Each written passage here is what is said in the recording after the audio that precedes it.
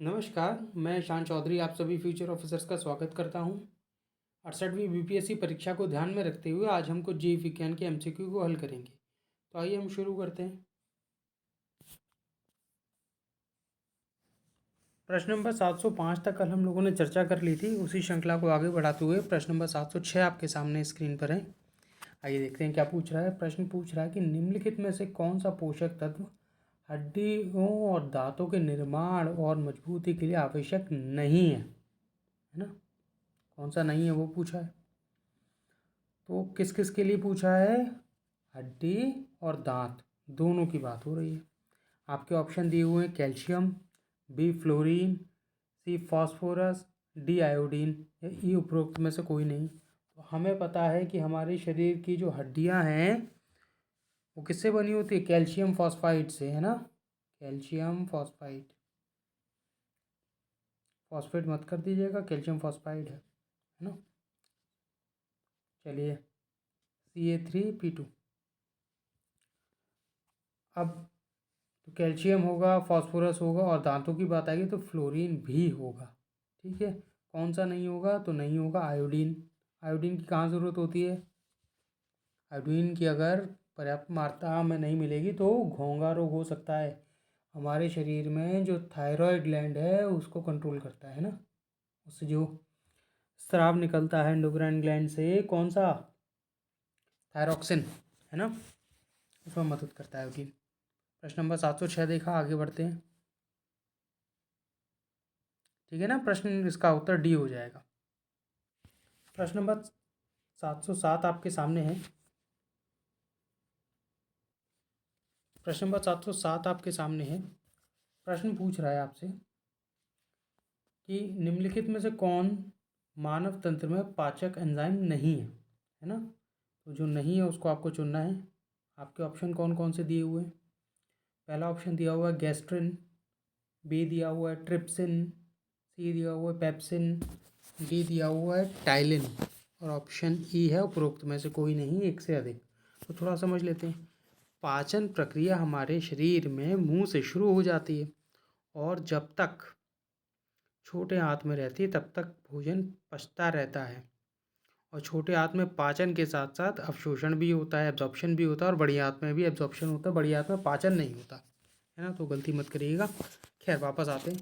तो इस पूरी प्रक्रिया में जो पाचन की प्रक्रिया, इसमें अलग अलग एंजाइम अलग अलग ग्रंथियों से छोड़े जाते हैं। जैसे मुंह में, फिर पेट एंजाइम छोड़ेगा, फिर छोटी आंत अपने एंजाइम छोड़ेगी, साथ ही साथ अग्नाशय मतलब पेनक्रियास और लिवर यकृत दोनों के उसमें सेक्रीशंस आएंगे, है ना?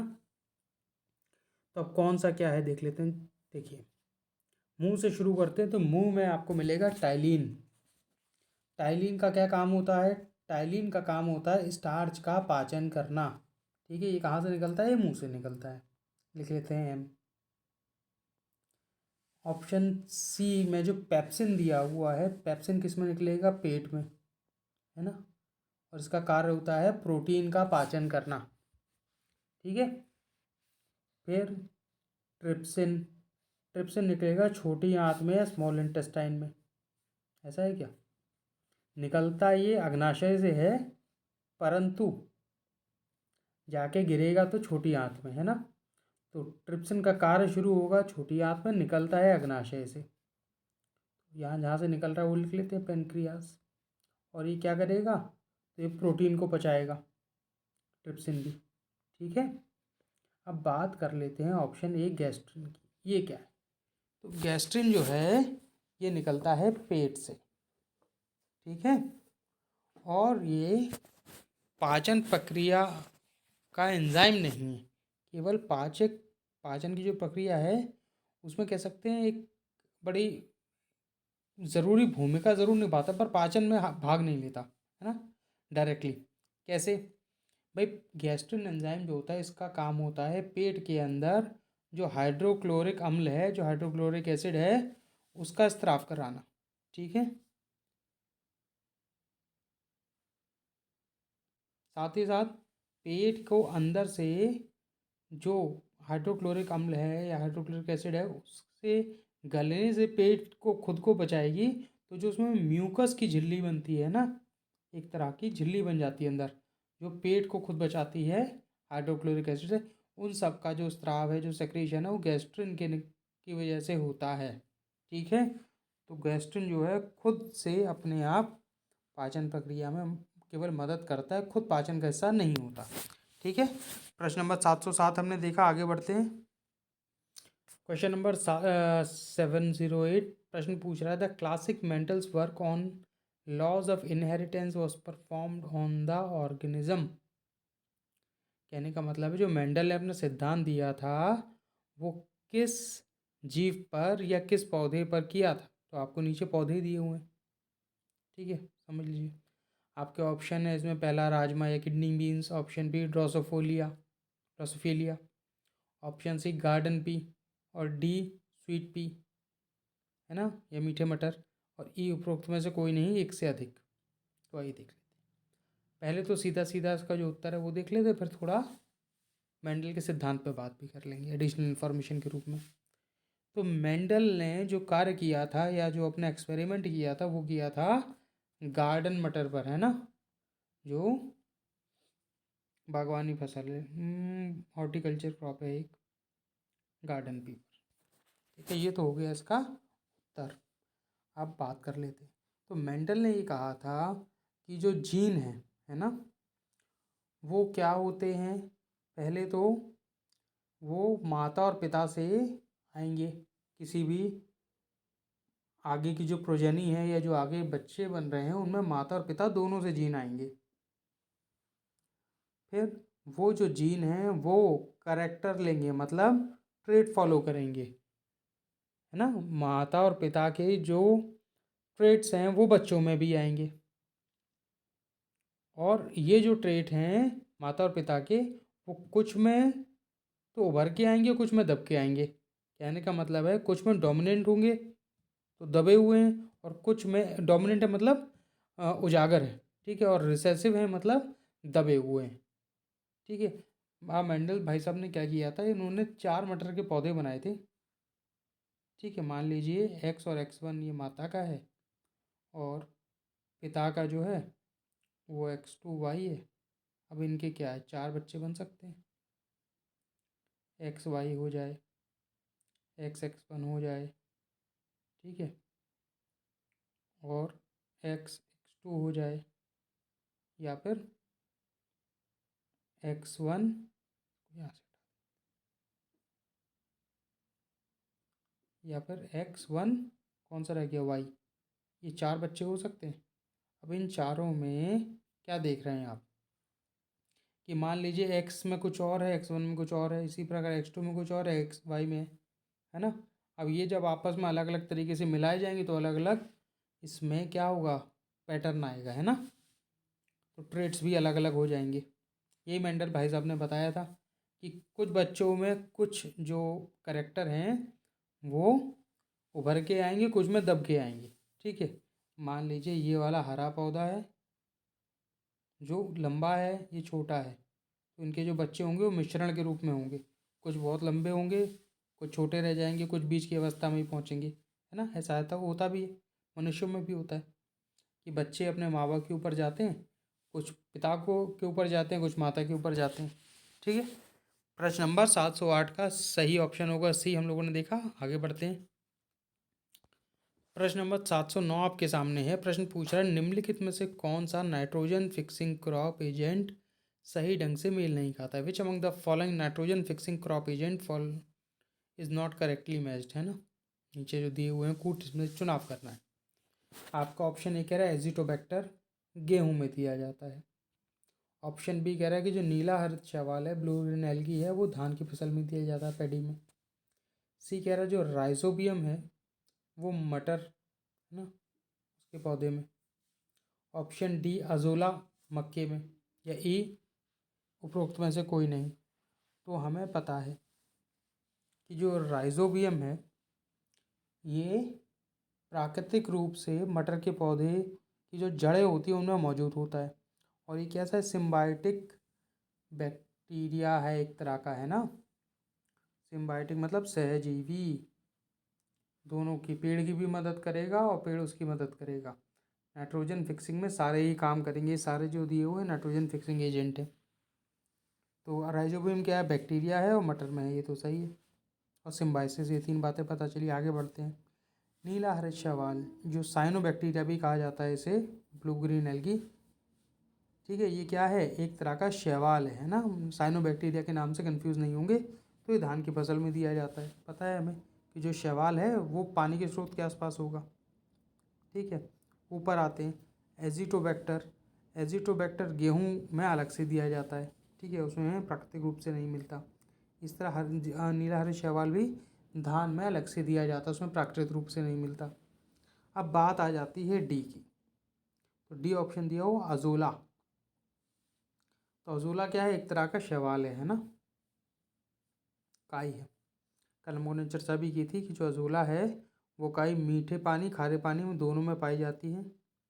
और अजोला का जो मुख्य जो इस्तेमाल होता है वो धान की फसल में होता है, ना कि मक्का। साथ ही साथ दोबारा बात कर लेते हैं, अजोला को उन पशुओं को भी दिया जाता, दुधारू पशुओं को दिया जाता है उनके दुग्ध उत्पादन बढ़ाने के लिए। ठीक है, जो मिल्किंग बोवाइंस हैं उनको दिया जाता है उनकी मिल्क सप्लाई को बढ़ाने के लिए। आपसे नहीं पूछा था और डी ही नहीं होगा। तो प्रश्न नंबर 709 का सही उत्तर क्या होगा, ऑप्शन डी। आगे बढ़ते हैं। 67 और 68 बीपीएससी की मेंस क्लासेस हमारे यहाँ 3 अक्टूबर से शुरू हो गई हैं। और 68वीं बीपीएससी परीक्षा के लिए जो फरवरी में होना संभावित है उसके लिए 2 अक्टूबर से हमारे यहाँ क्लास शुरू हो गई हैं। आप लोग चाहें तो बैचेस ज्वाइन कर सकते हैं। प्रश्न नंबर 710 आपके सामने है। प्रश्न पूछ रहा है, which one of the following genetic disease is sex link. निम्नलिखित अनुवांशिक रोगों में से कौन सा लिंग संगलन है। कहने का मतलब है ये है कि आपको नीचे कुछ बीमारियां दी हुई हैं। अब इसमें से क्या है, सारी जो है वो जेनेटिक डिसीज है ना, अनुवांशिक रोग हैं। अब इनमें से आपको ये चयन करना है कौन सी ऐसी बीमारी है जो केवल महिलाओं को या केवल पुरुषों को ही होती है ना। और महिला या पुरुष में से कौन उनको कैरी करता है। कैरी का मतलब अपने जीन्स के रूप में, ऐसा नहीं है कि कंधे पर लटका के घूम रहा है ना, अपने जीन्स के साथ कैरी करता है। और जो बच्चे होते हैं या जो प्रोजेनी आगे उनको दे देता है, तो उनको नहीं होता, उनके बच्चों को होता है। कुछ इस प्रकार के भी रोग होते हैं, बात करेंगे उन पर। आइए पहले ऑप्शन से शुरू करते हैं। प्रश्न को देख लेते हैं, फिर एडिशनल इन्फॉर्मेशन बता देंगे। ठीक है, आपके इसमें ऑप्शन दिए हुए हैं, cystic fibrosis, option B royal haemophilia, option G Tay Sachs disease, option D hypotension. ये उपरोक्त में से कोई नहीं, एक से अधिक। ठीक है, इसका सिस्टिक फाइब्रोसिस से शुरुआत करते हैं। सिस्टिक फाइब्रोसिस क्या है। सिस्टिक फाइब्रोसिस है एक ऐसी स्थिति जो कि मानव शरीर के फेफड़े है ना, उसका पाचन तंत्र को परेशान करती है ना, लंग्स को और डाइजेस्टिव सिस्टम को। और ये एक तरह की सेक्स लिंक्ड डिसीज है ना, सेक्स लिंक्ड है, तो अनुवांशिक रोग है। परंतु इसमें होता क्या है कि जो जो सेल होते हैं, जो कोशिकाएं होती हैं ना, किसकी, पसीने की ग्रंथियां, जो स्वेट ग्लैंड्स हो गई, या डाइजेस्टिव जूस हो गए, पाचन स्राव जो हो गए, वो उनका जो है सही से स्राव नहीं हो पाता है ना। और ये एक जेनेटिक डिसीज है। परंतु ये दोनों में, पुरुषों में और महिलाओं में सामान्य रूप से ट्रांसफ़र होती है ना, भेदभाव नहीं होता। तो ये नहीं होगा। ठीक है, ऑप्शन बी पर आते हैं, रॉयल हीमोफीलिया। पहले तो समझते हैं हीमोफीलिया होता क्या है। हीमोफीलिया को बोलते हैं ब्लीडर डिसीज। अब ब्लीडर डिसीज का मतलब हो गया ये जो खून है उस पर क्लॉटिंग नहीं होती, रुकता नहीं, बहता ही रहता है, इसलिए इसको कहा जाता है ब्लीडर डिसीज, हीमोफीलिया को। और रॉयल क्यों होता है, रॉयल इसलिए इसके नाम के आगे लिखा हुआ है क्योंकि जो इंग्लैंड की महारानी थी है ना, क्वीन विक्टोरिया, उनको ये बीमारी थी, इसलिए ये रॉयल इसके आगे लग गया। ये तो हुई एक बात। अब ये जो है बीमारी, ये एक तो हम लोगों ने ब्लीडिंग पढ़ी थी विटामिन के की कमी की वजह से, पर ये जो है ये आपकी क्रोमोसोम से लिंक्ड है, जीन से लिंक्ड है। और ये जो है क्वीन विक्टोरिया इसमें उनको थी नहीं, कुल मिला के वो जो है ना उसको कैरी कर रही थी, वो कैरियर थी। तो ये जो ब्रीडर डिसीज़ है ये मुख्यतः पुरुषों को परेशान करती है, भेदभाव कर देती है, और महिलाएं इसके कैरियर हैं, है ना। तो यही इसका सही उत्तर भी है प्रश्न का। ऐसी सेक्स लिंक बीमारी जो पुरुषों और महिलाओं में भेदभाव करे भाई। भेदभाव से मतलब एक को हो दूसरे के ना हो। एक तरह की एक बीमारी और है, हम लोग पढ़ते हैं नाइट ब्लाइंडनेस, है ना, रतौंधी बोलते हैं जिसे। इसमें क्या होता है, ये भी जो लड़कियां हैं या जो माएँ हैं वो कैरी करती हैं और पुरुषों को परेशान करती हैं। उसकी बात आएगी, विस्तार चर्चा करेंगे। ए होगा नहीं, बी फिलहाल ठीक है, ऑप्शन सी पर आते हैं। ये टी सैक रोग क्या होता है? तो जो टी सैक रोग है ये कुल मिला के जो न्यूरॉन्स है ना, नर्वस सिस्टम है हमारा, या जो मस्तिष्क तंत्र है, मस्तिष्कीय तंत्र, वो धीमे धीमे परेशान करने लगता है। उसमें छोटे बच्चों को होती है, जेनेटिक डिसीज़ है, पर भेदभाव नहीं करती कि लड़का हुआ लड़की, दोनों को बराबर परेशान करेगी, और बड़ी घातक बीमारी है। जैसे जैसे उम्र बढ़ेगी वैसे वैसे इसके लक्षण और बढ़ते जाएंगे, और अमूमन जिस बच्चे को होती है उसकी 5 साल आते आते मृत्यु हो जाती है ना, छोटी सी उम्र में। तो ये भी नहीं होगा। ऑप्शन डी क्या कह रहा है? Option D hypotension. हाइपोटेंशन का मतलब होता है निम्न रक्तचाप, है ना। मनुष्य में 120/80 होना चाहिए रक्तचाप, सही। हाइपोटेंशन हो गया, इससे कम हो जाए, 170 हो जाए, ये हाइपोटेंशन का उदाहरण। ये भी नहीं होगा। सही उत्तर क्या होगा? ऑप्शन बी, प्रश्न नंबर 710 का। ठीक है, चलिए आगे बढ़ते हैं। प्रश्न नंबर 711 आपके सामने प्रश्न पूछ रहा है, in a bisexual flower if androecium and gynoecium mature at different times the phenomenon is known as. कहने का तात्पर्य है कि एक ऐसा फूल जिसमें मादा और नर दोनों मौजूद हैं ना, दोनों पार्ट मौजूद है मादा और नर के, उसमें अगर जो है मादा या पुरुष नर भाग जो है उन दोनों में से जो पहले एक साथ ना विकसित होके दोनों अलग अलग समय पे विकसित हो रहे हैं, इस तरह के जो फूल होते हैं उसको क्या कहा जाता है? एक उभयलिंगी फूल है ना, अलग अलग समय पर परिपक्व हो रहे हैं, मैच्योर हो रहे हैं, तो उसको ऐसी घटना को क्या कहा जाता है? क्या उसे मोनोगेमी या डाइकोगेमी कहा जाता है, कि हेरकोगेमी कहा जाता है, कि हेट्रोगेमी कहा जाता है? एक जैसे सुनने वाले ये आपके टर्म्स हैं, इन पर थोड़ी चर्चा करते हैं। पहला शब्द है आपका मोनोगेमी, ठीक है। तो मोनोगेमी कुल मिला के जो बायोलॉजी है हमारी, जीव विज्ञान है, उसमें इसका अर्थ होता है ऐसी स्थिति जहाँ पर मादा या पुरुष की संख्या ना के बराबर हो, है ना। या की बात कर रहा हूँ, या तो मादाएं बहुत ज़्यादा हों, है ना, मादा ज़्यादा हों, और जो नर हैं वो इक्का दुक्का हो, ऐसी स्थिति कहलाती है मोनोगेमी। ठीक है, यह आमतौर पर जानवरों में देखा जाता है। तो एक मादा एक ही नर के साथ जो है कॉपुलेशन करेगी, है ना, संबंध बनेगा। एक तरह समझ लीजिए शादी। इस तरह का व्यवहार देखा जाता है ऑस्ट्रिच पक्षी में, है ना, सारस में भी देखा जाता है, एक नर और एक मादा। तो इस तरह का मोनोगेमी हमारे इसमें सोशलॉजी में भी हम लोग पढ़ते हैं, खैर उसकी बात नहीं करेंगे। तो मोनोगेमी के बारे में चर्चा कर ली, ये होगा नहीं। ऑप्शन आ गया बी, डाइकोगेमी। तो डाइकोगेमी इसका सही उत्तर है, ये हिंदी में भी डाइकोगेमी बोलेंगे। इसमें क्या होता है, मादा, ठीक है, ये मान लीजिए मादा भाग हो गया फूल का, और ये पुरुष भाग हो गया। तो ये अलग अलग समय पर परिपक्व होंगे, मैच्योर होंगे। ऐसा क्यों?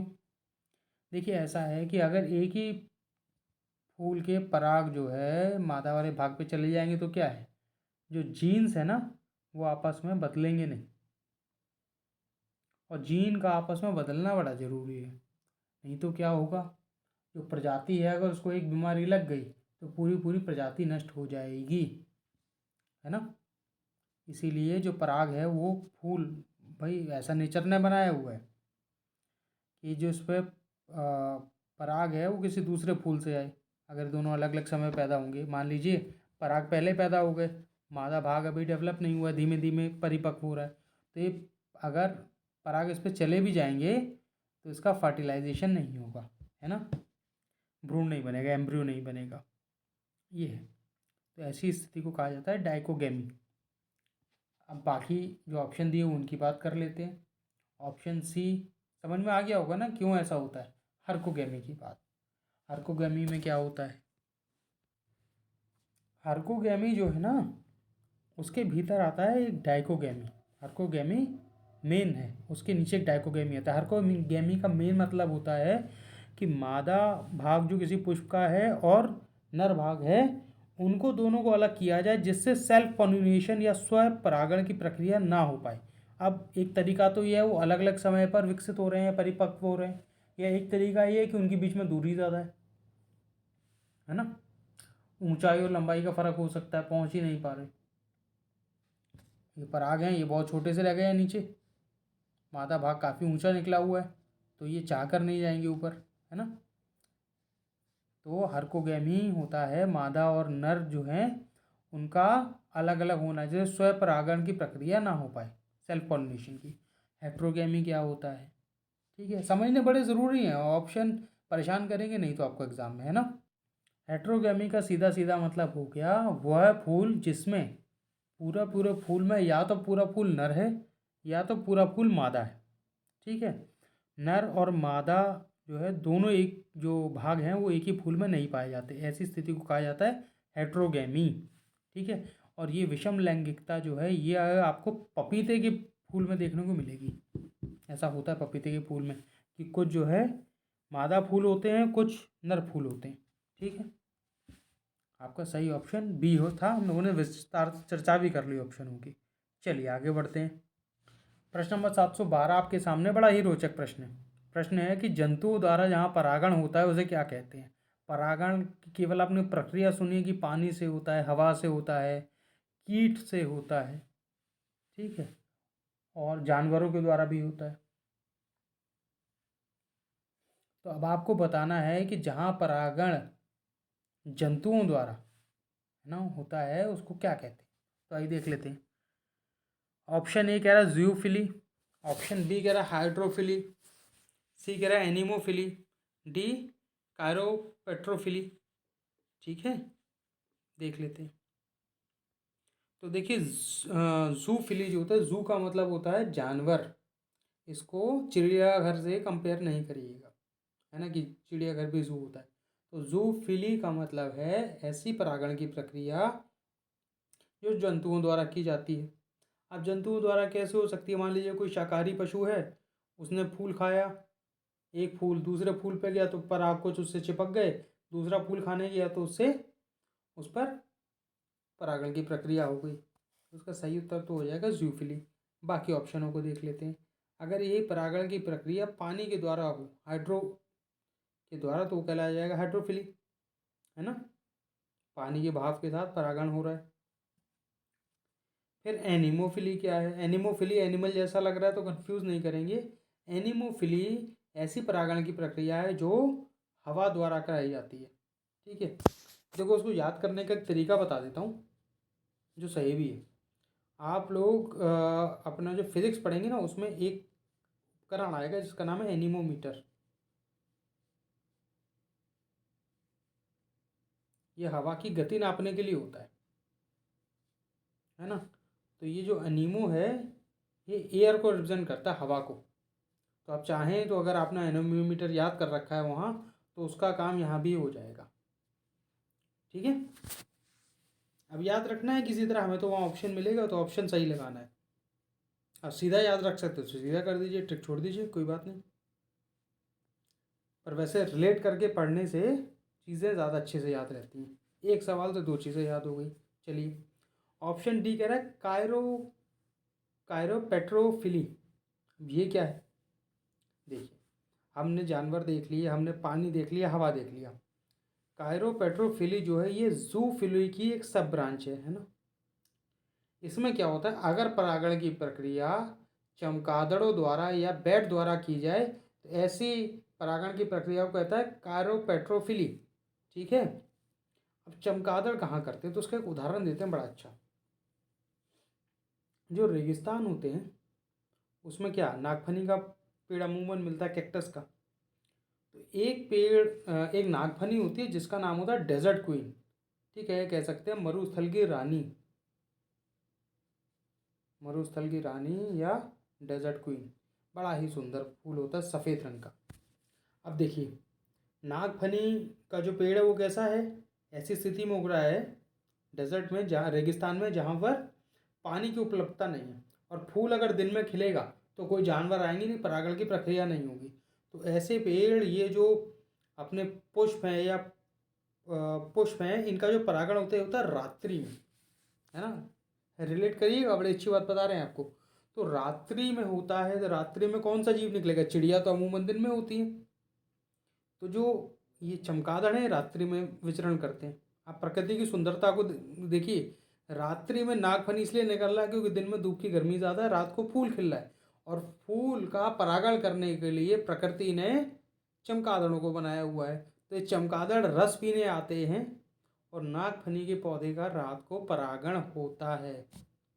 ठीक है, याद रखिएगा, बड़ा अच्छा उदाहरण है ये। सफ़ेद रंग का बड़ा सुंदर फूल होता है, आप देखिएगा गूगल करके, फोटो इसकी है ना डेजर्ट क्वीन की। चलिए, प्रश्न नंबर 712 का सही उत्तर हुआ ऑप्शन है, आगे बढ़ते हैं। प्रश्न नंबर 713 आपके सामने है। प्रश्न पूछा, the most important component of oral contraceptive pills is, मौखिक गर्भनिरोधक गोलियां का सबसे महत्वपूर्ण घटक कौन सा है। इसमें नीचे आपको हार्मोन दिए हुए हैं अलग अलग। पहला दिया हुआ है ऑक्सीटोसिन, ऑप्शन बी दिया हुआ है प्रोजेस्ट्रॉन, ऑप्शन सी दिया हुआ है growth hormone, option D testosterone, E उपरोक्त में से कोई नहीं। तो गर्भ निरोधक गोलियां या जो कॉन्ट्रासेप्टिव पिल्स हैं उनका मुख्य कार्य क्या होता है, ये प्रेगनेंसी को, ये गर्भ को रोकती है ना। अब इसमें कौन सा हार्मोन पाया जाता है मुख्यतः, तो देखिए, ऑड वन आउट करना है तो उससे कर लेते हैं पहले। टेस्टोस्टेरोन तो पाया नहीं जाएगा, ये पुरुषों में होता है। वृद्धि हार्मोन का कोई लेना देना नहीं गर्भ निर्धारण से। बच गए दो, ऑक्सीटोसिन और प्रोजेस्ट्रॉन। ऑक्सीटोसिन का काम शुरू होता है, लव हार्मोन है, बच्चे के पैदा होने के बाद। तो सही उत्तर होगा प्रोजेस्ट्रॉन। ठीक है, अब इसमें आगे प्रोजेस्ट्रॉन जो है, देखिए आमतौर पर, अब एडिशनल इन्फॉर्मेशन, आंसर तो पता चल ही गया इसका, बी हो गया। जो प्रोजेस्ट्रॉन होता है, जो आपकी गर्भ निरोधक गोलियां, इसमें मुख्यतः ना दो हार्मोन पाए जाते हैं।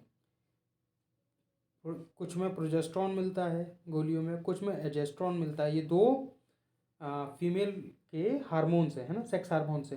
पुरुष में टेस्टोस्टेरोन पाया जाता है और महिलाओं में प्रोजेस्ट्रॉन या एजेस्ट्रॉन पाया जाता है। तो अब कुछ गोलियों में प्रोजेस्ट्रॉन होता है, कुछ में एजेस्ट्रॉन होता है और कुछ में दोनों का मिक्सचर होता है। ठीक है, समझ में आ गई बात। तो पूरी तरह प्रोजेस्ट्रॉन अगर आ जाए तो वो भी सही नहीं होगा, एजेस्ट्रॉन भी सही नहीं होगा, दोनों का मिश्रण भी सही नहीं होगा।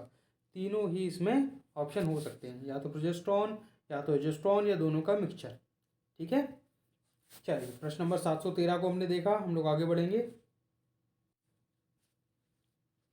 चंदमनी IAS अकेडमी BPSC 67 और 68 के लिए लेके आया है मेंस टेस्ट सीरीज, जिसके में GS की जो टेस्ट सीरीज़ है वो 2 अक्टूबर से शुरू हो गई है और ऑप्शनल टेस्ट सीरीज़ 1 अक्टूबर से शुरू हो गई है। For history, geography, PSIR, philosophy, LSW, home science, sociology के लिए, जहाँ 20 टेस्ट पूर्ण रूप से डिस्कशन के साथ कराए जाएंगे। आप लोग अधिक जानकारी के लिए 8002255086 पे कॉल करके अधिक जानकारी प्राप्त कर सकते हैं। प्रश्न नंबर 714 आपके सामने है। प्रश्न पूछ रहा है कि जो शकरकंदी होती है उसमें कायिक प्रवर्धन किसके द्वारा होता है ना। आपके ऑप्शन दिए हुए हैं इसमें, लीव्स या पत्तियां, जड़, तना, फल। तो शकरकंदी ज़मीन के नीचे लगती है ना। अब देखिए, स्वीट पोटैटो और आलू पोटैटो, उनमें कंफ्यूज मत करिएगा। हिंदी में तो चलिए शकरकंद और आलू समझ में आता है, इंग्लिश में स्वीट पोटैटो पोटैटो में कंफ्यूज नहीं करिएगा। ठीक है, क्यों ये बता रहा हूँ, क्योंकि जो आलू है वो वेजिटेटिव प्रोपोगेशन का किसका हिस्सा है? मॉडिफाइड स्टेम है, तना है, आलू। और जो शकरकंदी है वो क्या है? एक तरह की जड़ है। ठीक है, देख लीजिएगा, खुद के आती है। खैर पढ़ना ज़्यादा ज़रूरी है, देखने से एक जैसी लगेंगी। ठीक है,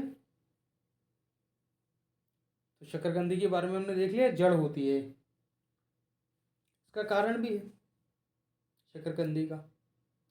देखिए आलू जो होता है उस पर क्या होता है? नोड्यूल्स पाए जाते हैं, आंखें होती है छोटी छोटी, जिनसे नए अंकुर फूटते हैं। और नए अंकुर हमेशा, जो नई ब्रांच होती है, जो नई टहनियाँ होती हैं, वो हमेशा कहाँ? तने में फूटती हैं। और जड़ों में नया पेड़ की किल्ली नहीं फूटती, जिसको हम लोग किल्लियाँ बोलते हैं। ठीक है, जड़ों में रेशे होते हैं जो कि शकरकंदी में मिलते हैं, छोटे छोटे रूट हेयर्स आपको मिलेंगे, है ना। खैर प्रश्न नंबर 714 हमने देखा, हम लोग आगे बढ़ते हैं।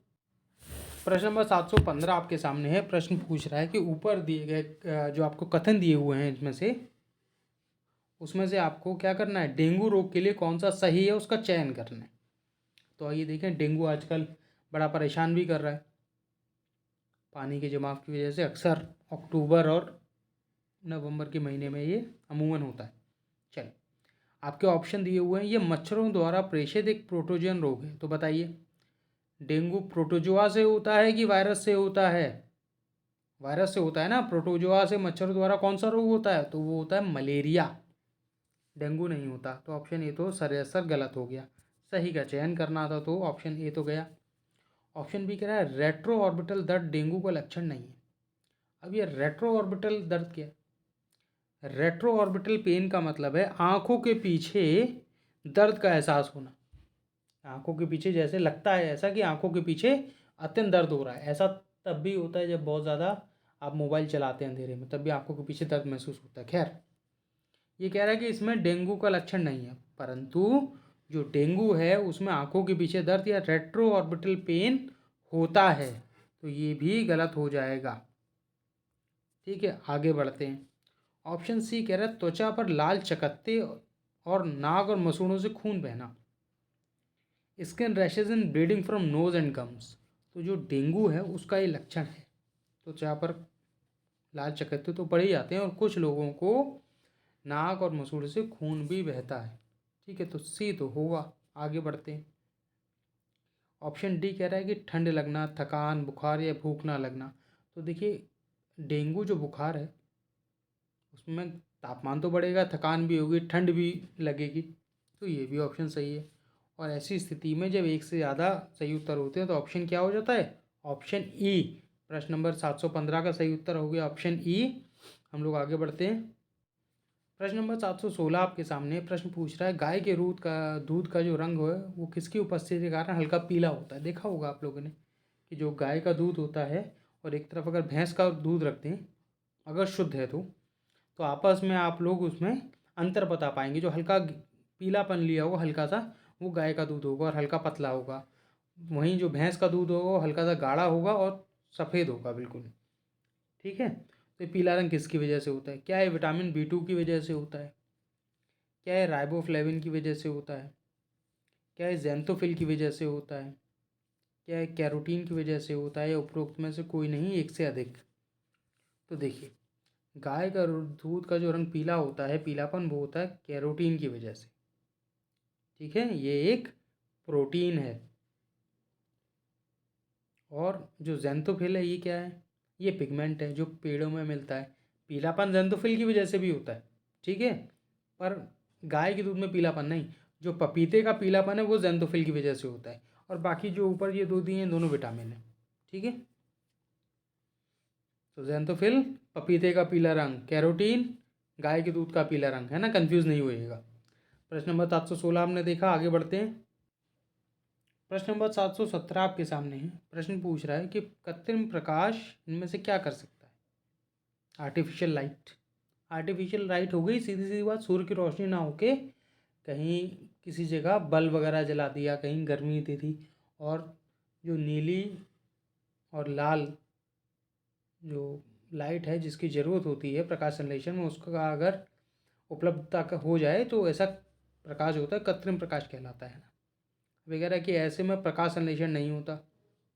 बताइए, पेड़ को थोड़ी पता है कि सूर्य की रोशनी आ रही है कि या गर्मी या प्रकाश कहाँ से आ रहा है। उसको तो जो चाहिए वो मिलना चाहिए, वो सूर्य से आए चाहे बल्ब से आए, है ना। तो ये तो नहीं होगा। कुल मिला के इसका उत्तर यही होगा कि प्रकाश संश्लेषण हो सकता है ना। पूरी तरह 100% होगा इसकी कोई गारंटी नहीं है, संशय है 100% पर हो सकता है। तो 717 का सही उत्तर क्या हो जाएगा? Option B. बाकी दो तो फिर ऐसे ही लिखे हुए हैं, कोई लेना देना नहीं है इसका। ठीक है, आगे बढ़ते हैं।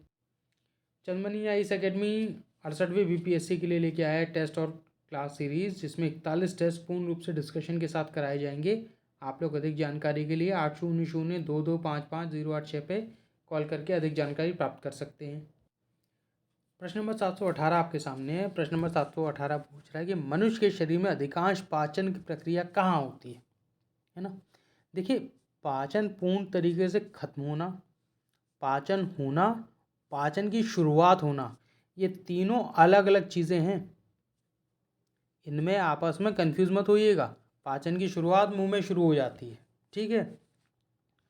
हाइड्रोक्लोरिक जो अम्ल है उसका स्राव पेट में होता है, और भोजन का अवशोषण या एब्जॉर्प्शन या फिर मुख्य पाचन प्रक्रिया वो कहाँ होती है, उसको हम देख लेते हैं, वही पूछा है। देखिए, आपके ऑप्शन दिए हुए हैं अग्नाशय में, बड़ी आंत में, छोटी आंत में, पेट में, उपरोक्त में से कोई नहीं। देखिए, एक एक करके गलत करते जाते हैं जो गलत है। अग्नाशय, अग्नाशय में कोई पाचन की प्रक्रिया नहीं होती। अग्नाशय केवल स्राव देता है या सेक्रेशन देता है, जो कहाँ गिरते हैं जाके, स्मॉल इंटेस्टाइन या छोटी आंत में, ठीक है। बड़ी आंत, बड़ी आंत में कोई पाचन की प्रक्रिया नहीं होती, इसमें केवल अवशोषण होता है, एब्जॉर्प्शन होता है। किसका? पानी का, ठीक है। 2 ऑप्शन तो गए, अब बच गए छोटी आंत और पेट। तो देखिए, अधिकांश पाचन की बात हो रही है। पेट से क्या निकलता है? हाइड्रोक्लोरिक अम्ल या हाइड्रोक्लोरिक एसिड, पेप्सिन, रेनिन, ठीक है। वहीं अगर हम स्मॉल इंटेस्टाइन या छोटी आंत की बात करें तो अपने तो इसके स्राव निकलते ही, साथ में क्या, लेवर से भी बाइल चला आ रहा है, पैनक्रियाज से भी स्राव चले आ रहे हैं। तो इतने सारे स्राव मिलके खाने को कुल मिला के सब पचा डालते हैं छोटी आंत में, है ना। तो जब इतना सब पाचन हो रहा है तो इसका सही उत्तर क्या हो जाएगा? छोटी आंत या स्मॉल इंटेस्टाइन, ठीक है।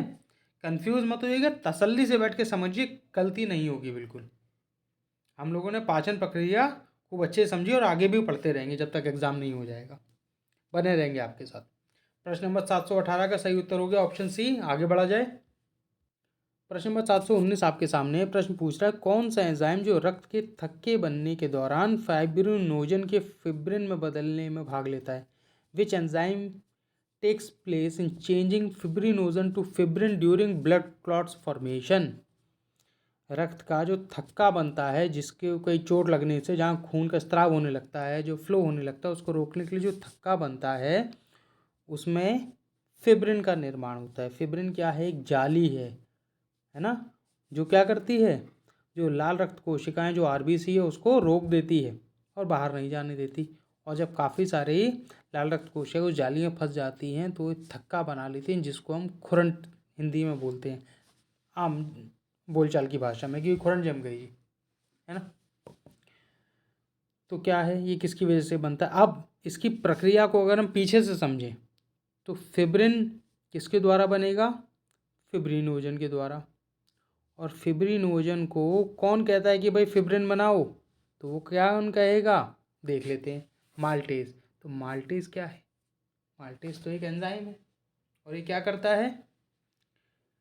माल्टोज जो शुगर होती है उसको पचाता है। माल्टोज शुगर किस में मिलती है? दूध में, ठीक है। उसका पाचन माल्टेज एंजाइम करता है, किसमें? स्मॉल इंटेस्टाइन या छोटी आंत में। तो इसका तो कोई लेना देना नहीं हो थक्के से। ऑप्शन सी देख लेते हैं, पेप्सिन। पेप्सिन प्रोटीन को पचाता है, कहाँ से निकलता है? पेट से। तो ये भी खत्म हो गया।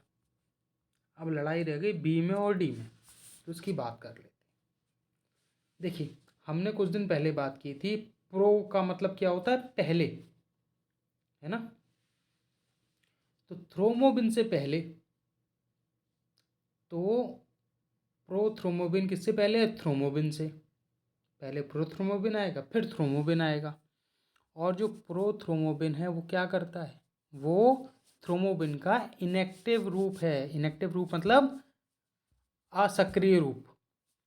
और जब प्रोथ्रोम्बोबिन से थ्रोम्बोबिन बनता है जो एक सक्रिय रूप है, तो ये थ्रोम्बोबिन फिब्रिनोजन से फिब्रिन बनाने में मदद करता है। ठीक है, गलती मत करिएगा। तो सही उत्तर इसका क्या हो जाएगा? ऑप्शन बी, प्रश्न नंबर 719 का। ठीक है, हमने देखा प्रश्न नंबर 719 का ऑप्शन बी थ्रोम्बोबिन सही हो गया। आगे बढ़ा जाए। प्रश्न नंबर 720 आपके सामने है। प्रश्न पूछ रहा है आपसे, जो लाल रक्त कोशिकाएं होती हैं, कणिकाएं होती हैं, उनके संबंध में निम्नलिखित कथनों में से सही उत्तर का आपको चयन करना है। ठीक है, find the correct answer towards red blood cells या रेड ब्लड कॉर्पसेल्स। आपके ऑप्शन दिए हुए हैं, उनमें लोहा एस क्या आयरन पाया जाता है। लोहा एस कौन सा मिलता है? Fe2 positive. ठीक है, जिसकी वजह से ये लाल रंग का होता है। ठीक है, तो ऑप्शन ए और बी दोनों सही हो गए। और आप हमें इस वीडियो के नीचे कमेंट करके बताएंगे कि अगर यही रंग नीले रंग का हो जाए तो उसमें कौन सा एस पाया जाएगा। ठीक है, कई बार हम क्लास में चर्चा कर चुके हैं, आप इसको बताएंगे। देखें आपको कितना पीछे का याद रहता है, भूलना नहीं है। ठीक है, ऑप्शन ए भी सही है, बी भी सही है। सी क्या कह रहा है? वे कुछ बीमारियों के प्रति प्रतिरोध क्षमता प्रदान करते हैं। प्रतिरोधक, they provide immunity against the certain cell. तो ये बात हमें पता है कि प्रतिरोधक क्षमता कौन प्रोवाइड करता है? वाइट ब्लड कॉर्पसेल्स, जो सफ़ेद रक्त कोशिकाएं हैं वो प्रतिरोध प्रोवाइड करती हैं, वो देती है, ना कि आरबीसी। तो सी तो गलत हो गया। डी क्या कह रहा है? वे रक्त में ऑक्सीजन के वाहक हैं। तो ये बात सही है, they are the carrier of blood in the oxygen. तो डी भी सही है। क्या देखना था इसमें? सही का चयन करना था। 3 सही हो गए, ए बी और डी। ऐसी स्थिति में एक से ज़्यादा सही होंगे तो ऑप्शन क्या हो जाएगा? Option E. ठीक है, प्रश्न नंबर 720 हमने देखा। आगे बढ़ते हैं। प्रश्न नंबर 721 पूछ रहा है कि जो बायोलॉजिकल ऑक्सीजन डिमांड के लिए एक मानक मानदंड है, मापदंड कौन सा है? तो देख लेते हैं, पहले समझते हैं बायोलॉजिकल ऑक्सीजन डिमांड के बारे में है क्या, तब तो देख पाएंगे। तो होता क्या है, मान लीजिए कोई तालाब है। तालाब में क्या क्या मिलेगा? मछलियाँ होंगी, है ना, कुछ और आपको बैक्टीरिया मिल जाएंगे उसमें।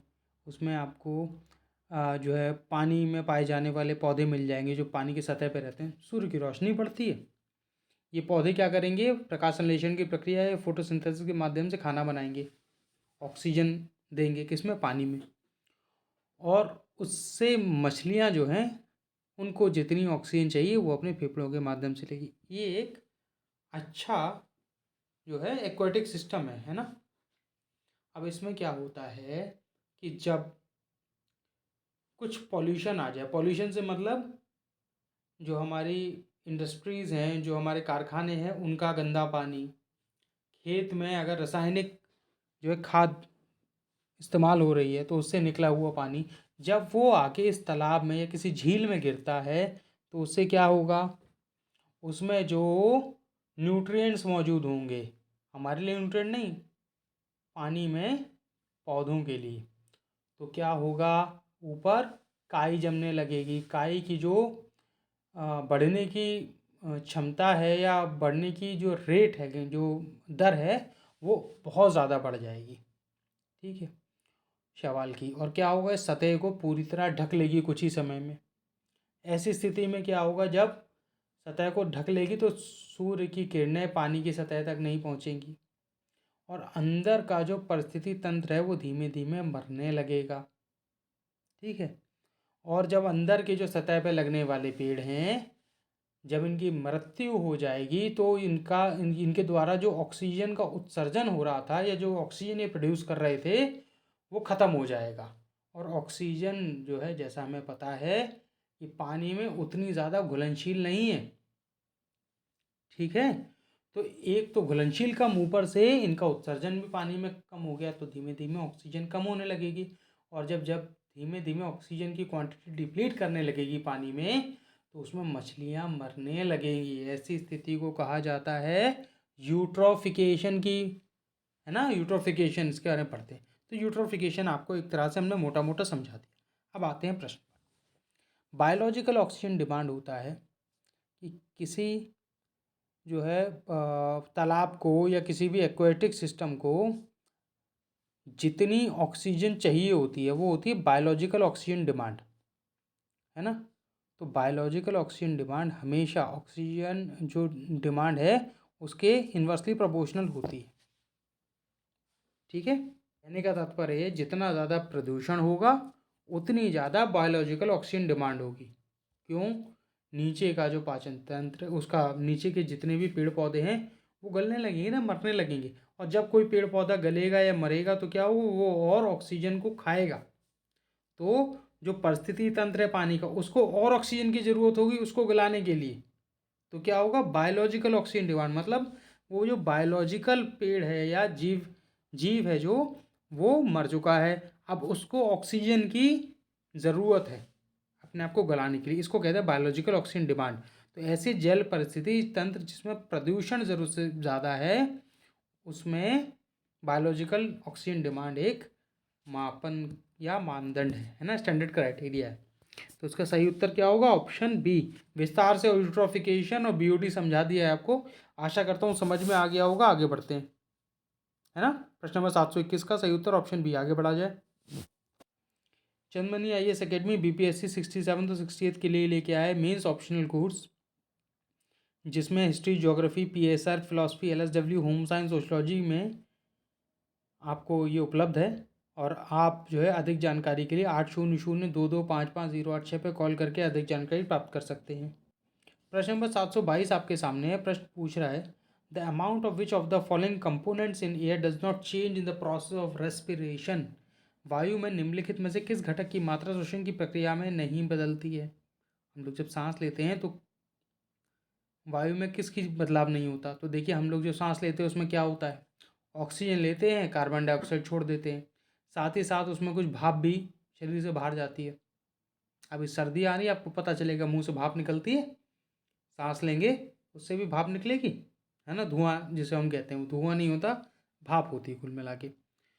तो जो चीज़ हम लोग या तो ले रहे हैं या तो दे रहे हैं, है ना, उसी में बदलाव होगा। तो कार्बन डाइऑक्साइड छोड़ते हैं हम लोग, जलवाष्प छोड़ते हैं, लेते भी हैं सांस के साथ, ऑक्सीजन ले लेते हैं, नाइट्रोजन जितनी ली जाती है उतनी बाहर चली जाती है, लगभग 78% वायुमंडल में पाई जाती है, हमारे शरीर में कोई काम नहीं है। और यही इसका सही उत्तर है, ठीक है। इसकी मात्रा क्यों बदलेगी जी, नाइट्रोजन हमें चाहिए नहीं। तो प्रश्न नंबर 722 का सही उत्तर हो गया ऑप्शन डी। आगे बढ़ते हैं। प्रश्न नंबर 723 आपके सामने है। प्रश्न पूछ रहा है बैक्टीरिया के बारे में निम्नलिखित में से कौन सा कथन सही है। ऑप्शन ए कह रहा है वे पौधों और जानवरों की सीमा रेखा पर हैं, तो ये बात तो गलत है। पौधे और जानवरों की सीमा रेखा पर कौन सा जीव है, युगलीना, जिसको हरा प्रोटोजुआ या ग्रीन प्रोटोजुआ भी कहा जाता है, ठीक है। तो पहला तो गलत हो गया, ध्यान रखिएगा सही का चयन करना है, ठीक है। ऑप्शन बी क्या कह रहा है, ये पुष्पी तथा अपुष्पी पादपों की सीमा पर होते हैं, they are on the border line of flowering and non flowering plants. तो बैक्टीरिया में तो कोई फूल ही नहीं आता, बीच में बॉर्डर लाइन कैसे होगी, है ना, जाहिर सी बात है, कहाँ से फूल आ गया बैक्टीरिया में, पूरी तरह तो उसमें कुछ होता नहीं है, फूल पहले आ जाएगा, तो गलत हो गई बात। ऑप्शन सी क्या कह रहा है, वे जीवित और निर्जीव की सीमा पर रखते हैं, तो ये भी बात गलत है। ऐसा कौन करता है, ऐसा करता है विषाणु या virus, they are on the border line of living and non living, जीवाणु तो करते नहीं है ना। तो ऑप्शन सी गलत हो गया। डी क्या कह रहा है, वे प्रोकैरियोटिक कोशिकाएं हैं, तो ये बात सही है। प्रोकैरियोटिक कोशिकाएं कौन सी होती हैं, प्रोकैरियोटिक सेल्स, जिनमें कोई भी सब सेल ऑर्गेनेल नहीं पाई जाती, कोई कोशिकांग नहीं पाए जाते, है ना, नाभिकीय झिल्ली नहीं होती, न्यूक्लियर मेम्ब्रेन, और भी कई विशेषताएं हैं, है ना। ये प्रिमिटिव स्टाइल के होते हैं, प्रिमिटिव टाइम के, ठीक है। यही सही है और यही इसका सही उत्तर हो जाएगा, सही पूछा था। प्रश्न नंबर 723 का सही उत्तर होगा ऑप्शन डी, ठीक है। आगे बढ़ते हैं। प्रश्न नंबर 724 आपके सामने है। प्रश्न आपसे कह रहा है कि ये जो कुछ जीव दिए हुए हैं इनमें से आपको चयन करना कौन जो है पहले अंडे देता है और वो अंडों में से बच्चे निकलते हैं, या कह सकते हैं कौन अंडज है इनमें से, है ना। चल, अब अगर आप देखेंगे ये जो option A B C D हैं, ये चारों ही क्या हैं, वर्टिब्रेट्स हैं या केशुरुक है ना। कंगारू भी, शाही भी, इक्नाइडा भी और डॉल्फिन भी। तो पूरे फंसे, क्योंकि हमने ये पढ़ा है कि जितने भी स्तनधारी होते हैं, स्तनधारी हैं सारे, वर्टिब्रेट्स तो हैं केशुरुक के साथ साथ स्तनधारी भी हैं। जो स्तनधारी हैं वो आमतौर पर बच्चे देते हैं, आमतौर पर, 100% नहीं। और उसी अपवाद पर ये सवाल बना हुआ है। कंगारू बच्चे पैदा करता है, शाही ये भी सीधे बच्चे देती है, डॉल्फिन भी बच्चे देती है। ये जो इक्नाइडा है ना, ये अंडे देता है और फिर उस अंडों से बच्चे जन्मते हैं। है ये स्तनधारी, ठीक है। एक जीव और होता है, इसका नाम है प्लेटिपस। प्लेटिपस मिलता है ऑस्ट्रेलिया में, ऑस्ट्रेलिया महाद्वीप पर, है ना, ऑस्ट्रेलिया कॉन्टिनेंट में। ये भी अंडे देता है और स्तनधारी है, ठीक है। प्रश्न नंबर 724 का सही उत्तर होगा ऑप्शन सी। आगे बढ़ते हैं। 725 प्रश्न आपके सामने है। प्रश्न नंबर 725 ये पूछ रहा है, निम्नलिखित में से कौन सा समूह निशाचर का है। ऐसे कौन से जीव हैं जो रात्रि में विचरण करते हैं। नॉक्टर्नल एनिमल्स के बारे में पूछ रहा है। आपके ऑप्शन दिए हुए मच्छर, चमगादड़, उल्लू, मच्छर, गौरैया, हिरण। ये तो आप कर लेंगे, आसान है। घरेलू मक्खी, खटमल, तिलचट्टा, उल्लू, चमगादड़, कुत्ता। तो देखिए ऐसा है, अगर सभी ऑप्शनों को देखा जाए, देखिए ऑप्शन बी पर नज़र मारते हैं, हिरण। ये दिनचर है ना। इस तरह से घरेलू मक्खी ये भी दिन में उड़ती है, उड़ती तो रात को भी है, पर जो है जीवन की मुख्य प्रक्रिया उसके दिन में ही होती है।